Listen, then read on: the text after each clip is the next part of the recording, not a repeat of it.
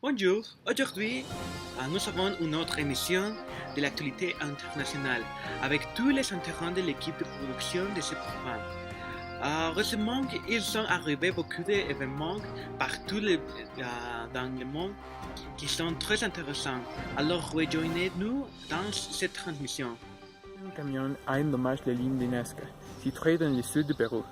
Selon le ministre de la Culture du pays sud-américain, le véhicule a laissé des traces profondes dans 3 des figures kilométriques dessinées il y a plus de 2000 ans par une civilisation locale. C'est un site déclaré du patrimoine mondial. Le conducteur, qui sera dénoncé au criminel, a dit qu'il ne connaissait pas son importance et qu'il va des problèmes avec l'un des preneurs. Alors, il a dit qu'il va devoir couper la route. En ce moment, Pau parlera du Starbucks magasin qui est arrivé à montrer son admiration pour son café exceptionnel en San Cristobal. Bonjour à tous, je m'appelle Pauline et viens de cette nouvelle que San Cristobal de las Casas aura son premier magasin Starbucks qui arrive à montrer son admiration pour son café exceptionnel. Bien que l'entreprise a 30 ans dans la ville de Chiapas, c'est jusqu'à cette année qu'il a été décidé de mettre un Starbucks dans la municipalité et on estime qu'il fournira 45 emplois directs dans l'entité.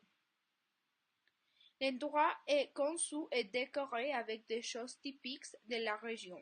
Ils sont 100% mexicains, y compris une peinture murale réalisée par Alegría del Prado, un duo artistique reconnu pour son travail sur l'art métis.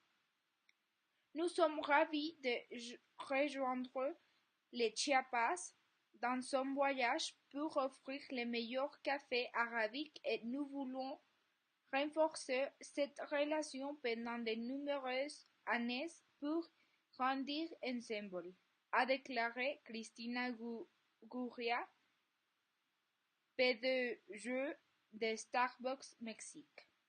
Merci, au revoir.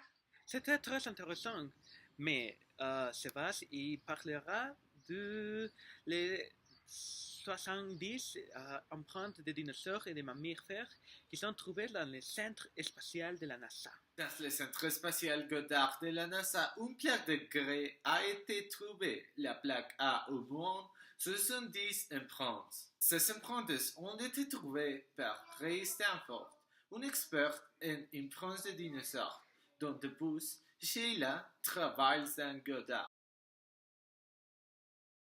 Lors d'investigations ultérieures, il a été déterminé que la concentration de traces de mammifères sur la plaque est la plus grande du monde. Un autre événement actuel international sont les problèmes de la Syrie.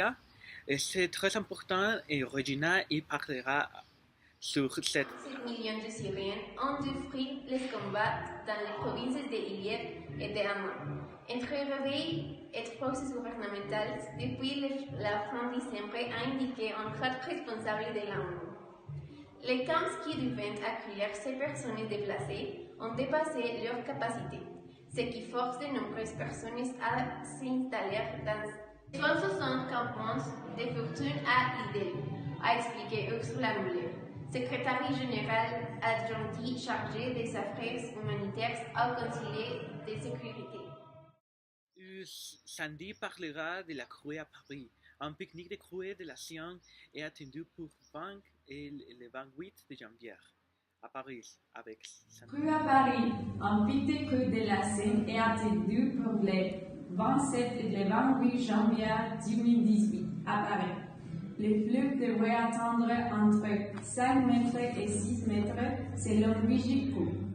À l'origine de ce phénomène, des précipitations importantes sur des sols gorgés d'eau, les décembre et de janvier firent parmi les plus importants depuis 1900, selon Météo France.